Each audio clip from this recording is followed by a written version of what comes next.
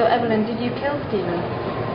No, he was my perfect husband with me. Back in 2002, 32-year-old Englishman Steven Davis was gunned down in his apartment in the Philippines. The police inquiry was hopeless, having neither the resources or the leads to make any inroads into the case. Steven's mother, however, would take matters into her own hands, traveling halfway across the world and beginning an epic crusade to track down and bring the perpetrator to justice. Nothing would stand in her way. In Manila, the Philippines, it was during a hot night in July 2002 that Steven Davis was murdered in his apartment. Back in England, Margaret Davis, Steven's mother, remembered getting a phone call the following day.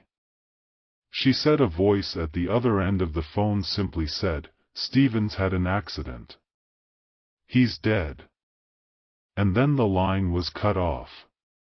She said she was numb, and she sat motionless in disbelief for an hour before a second call came through. She discovered that Steven had been murdered, shot dead by 3 gunmen in the middle of the night in his apartment. More on the 3 killers in a little bit. These calls weren't from the Home Office or the police. They weren't from Steven's wife, Evelyn, with whom he had a 3-year-old daughter and a 1-year-old son. These calls had come from her son's best friend, who had been asleep in the same apartment, in the room next door to Steven. Steven was born in 1970 and grew up with 2 younger sisters in Nottingham. Tragically, his father was killed in an accident when he was only 14, and his sisters recalled how seemingly overnight, Steven changed from this playful, carefree older brother to feeling as though he was now responsible for the family, and taking on what he perceived as his father's position in the house. Sometime later, Steven's mother, Margaret, began a relationship with a man named Alan. She recalled how it was very heartwarming to see how Steven and Alan were able to bond, and how it was great that he had a sort of father figure again. Nevertheless, Steven was still a quiet, rather shy young man who didn't really like to mix socially. He was intelligent and showed a real aptitude for computers, and particularly programming. Yes, he was considered a bit nerdy by friends, but by all accounts, a nice guy. When Steven was only 21, he'd been working at a computer company in Nottingham already for a year when he was approached by a larger firm in Hong Kong and offered a position there for triple the salary. Margaret, his mother, encouraged him to go for it, but a couple of his friends said that in hindsight, perhaps it hadn't been the best option for Steven at that time. He was intelligent and hard-working, sure, but he was also fairly naive and young. Once settled, he took up a new hobby and joined a flying club. This club was located a 2-hour flight away in Angeles City in the Philippines. Angeles is known as the city where many young professionals come to party, relax, and meet girls. His friend Mike remembers that Steven was rather surprisingly a hit with the ladies. He said they liked him because he was tall, had blondish hair, Western features, and a great sense of humor. They felt comfortable around him and, of course, he loved the attention. Daram Sama is a remote island in the Philippines. You can only reach it by boat, and there's no electricity or running water. Evelyn Bohol, the woman Steven would eventually fall in love with and marry, grew up here. Her family remained there to this day. Her mother and father remember Evelyn as a good child, quiet, helpful, always ready to pitch in and take care of her younger siblings. And when her father was ill for a time, she also worked, making mats to sell in the family's small business. When her auntie asked her, at age 10, what she wanted to be as an adult, she said, "I want to be a bar girl so that I can marry an American." Evelyn also decided to leave home and find a job to help support her family. She was just 13 when she left the island and moved to Angeles City, a grueling 2-day journey by bus and boat. It's where many young girls go to find work because Angeles is known as the sex capital of the Philippines. Many girls lie about their ages, and girls as young as 12 earn £1 a night for dancing in bars like this one, and up to £5 if they spend the night with a customer. It often descends into a spiral where girls become hooked on drugs in order to cope with the lifestyle they're forced to continue doing. The only way out is often the hope that a rich man will come and rescue them, and that's basically what happened to Evelyn. The two met in one of these bars, and Steven was instantly infatuated with Evelyn. Margaret said that Steven had told her that they'd met in a bar, and initially, she hadn't realized what that meant, that girls are paid for their services. Steven took Evelyn out on a date and then went back to her place of work and paid the bar owner a fee of £500 in order to release her from her contract there. Evelyn was thrilled.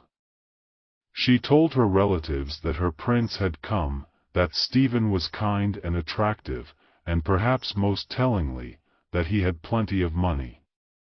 When Margaret found out what Evelyn had done previously at the bar, she was shocked. Steven tried to explain about the way of life there and said, "Mom, if I can rescue just one girl from that bar life, just one, and that's what I've done." It was during a visit to Hong Kong that Margaret met Evelyn for the first time.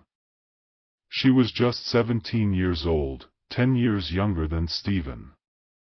Margaret noticed that Evelyn was quiet, polite, and in her words, totally acceptable. During the visit, Steven made a surprise announcement that they were getting married.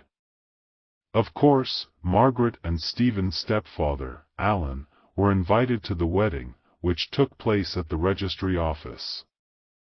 The only hiccup they hadn't foreseen was the fact that, never having been to school, Evelyn wasn't able to read the wedding vows. However, the couple seemed happy and even extended an invitation to Margaret and Alan to join them on their honeymoon to the tropical island of Porto Galera. It was here that Margaret, in particular, noticed some rather worrying behavior from her new daughter-in-law. She said there were several times that when Steven went to take Evelyn's hand as they were walking, she'd often push him away. In her opinion, it just seemed that Steven was madly in love with Evelyn, but that she did not demonstrate the same level of affection with him. Even so, the two settled in Hong Kong, seeming to adapt to married life very well. They had a daughter, Jessica, in 1999, and then a son, Joshua, 2 years later, before moving back to Angeles City where Evelyn had been a dancer in the bars 4 years previously. This time, however, it was a completely different world she was living in. The family rented a house in the most expensive part of town. Steven was earning £60,000 a year as a computer technician, and he gave Evelyn a monthly allowance of £1,000. He employed a housekeeper and a maid who also acted as a living nanny, taking care of the children.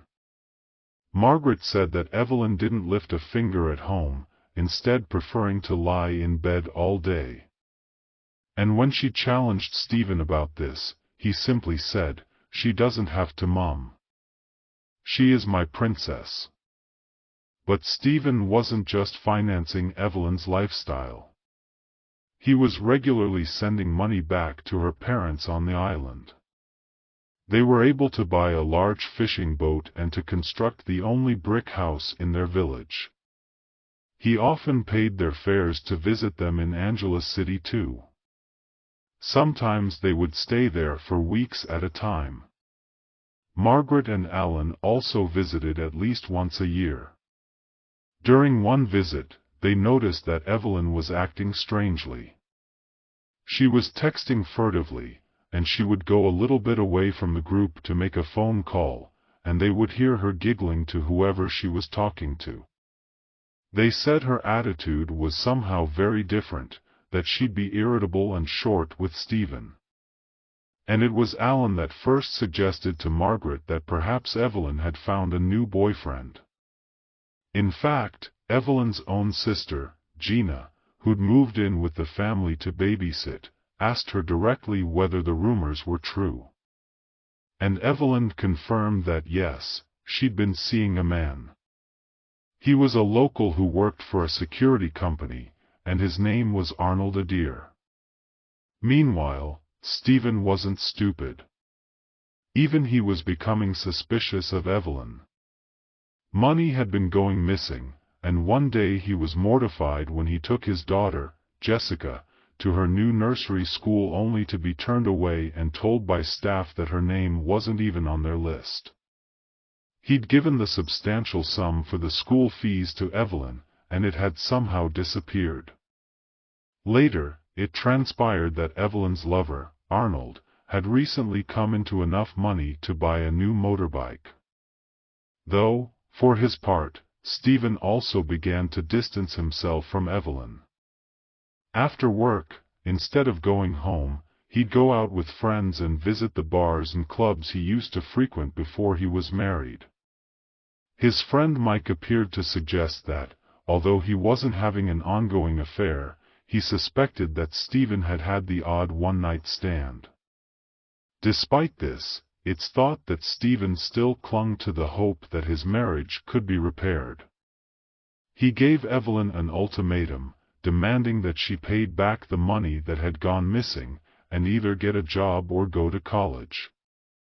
But she refused, and in response, he threatened her with divorce, something that would in all probability mean that she would lose every privilege she'd become accustomed to and end up either working back in the seedy bars of Angeles City or returning to her family's rural province, neither of which was an appealing prospect. On hearing the story, Margaret immediately voiced her suspicions. Had this got anything to do with Evelyn? Initially, Alan said he couldn't see it. She was a lot of things, but a cold-blooded murderer. Not to mention the fact there was nothing tying her to the crime scene. Margaret and Alan flew out to the Philippines immediately. At the funeral home, they encountered Evelyn sitting inside on a chair. As they went in, she didn't stand up or acknowledge them at all, and she refused to join them as they viewed Steven's casket.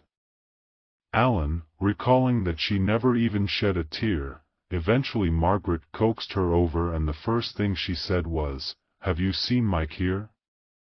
They were standing over Steven's body, and the first thing she said was, "Have you seen Mike?"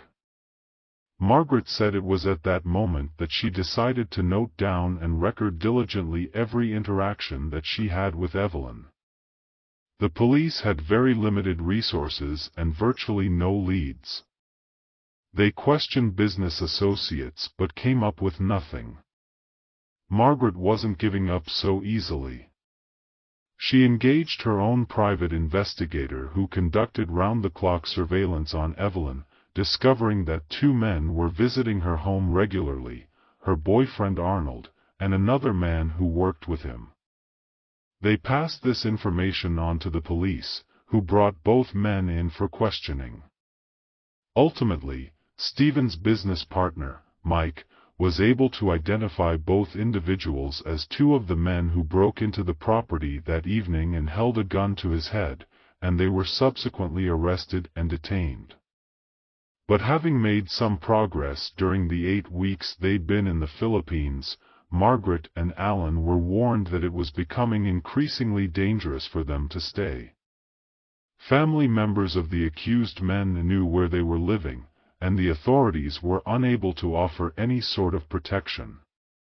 However, Margaret wasn't leaving without one important thing: her grandchildren. She convinced Evelyn to let her have Jessica to stay with her for a couple of nights, and she, Alan, and Jessica secretly boarded a plane out of the Philippines 2 days later. It was gut-wrenching for Margaret having to leave baby Joshua behind, but she hadn't been able to locate him. She and Alan were physically, financially, and emotionally exhausted and needed to regroup. Police in the Philippines finally acted when faced with evidence from the private investigation. They took into custody 3 men, Arnold Adore, Robin Butas, and Alexander Degami. The court found all of them guilty of the killing or other related offenses. The killers faced a prison sentence, except for Butas, who helped police with the investigation as a state witness. One of the men was Evelyn's boyfriend, Arnold Adore, which strengthened Margaret Davis's theory about her daughter-in-law's involvement with her son's death. She'd noted that Evelyn had not cried at the funeral, and didn't appear surprised to learn about her husband's untimely death. Davis and her husband Alan, Steven's stepfather, also recalled how Evelyn had encouraged them to say goodbye to their son when they last visited him. While the 3 men were on trial for the shooting, Davis couldn't shake the idea that Evelyn was involved as well. Eventually, Butas spoke up, and Davis learned she was right. While her son's shooters were in prison, Margaret Davis remained dissatisfied. She still believed Evelyn was either the mastermind behind her son's death or somehow involved. Evelyn's family agreed, helping Davis with her research. One of the men who broke into the apartment, Robin Butas, said he was willing to give details about what happened in exchange for leniency. According to Butas, Evelyn had not only planned the whole thing, but was also waiting in the car as the men rushed in to kill Steven Davis. He said Evelyn told them about the apartment and gave them the keys. With this testimony, Davis knew she could finally obtain justice for her son. Evelyn had gone into hiding, but the police found and arrested her for the killing. Davis attended Evelyn's trial. Davis told reporters she took no joy in seeing her former daughter-in-law behind bars, as she only wanted justice. In 2004, a court found Evelyn guilty of conspiring with her boyfriend and 2 others in the slaying of Steven Davis. She faced a prison sentence of 40 years, without the possibility of parole. She avoided the death penalty, but received the maximum sentence. Evelyn also lost one other case. During the trial, Evelyn's son stayed with her parents, and her daughter lived with Margaret Davis and her husband in England. Davis then came for her grandson as well. She paid Evelyn's family for the boys' travel to England, as well as managed her grandchildren's passports and adoption papers.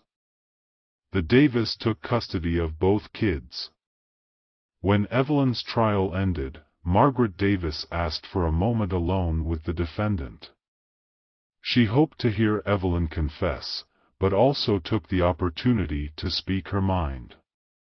Davis told Evelyn her children cried for her, adding that she wasn't mad at Evelyn, only disappointed since she had loved her daughter-in-law. She gave Evelyn her children's drawings and promised to take care of the kids.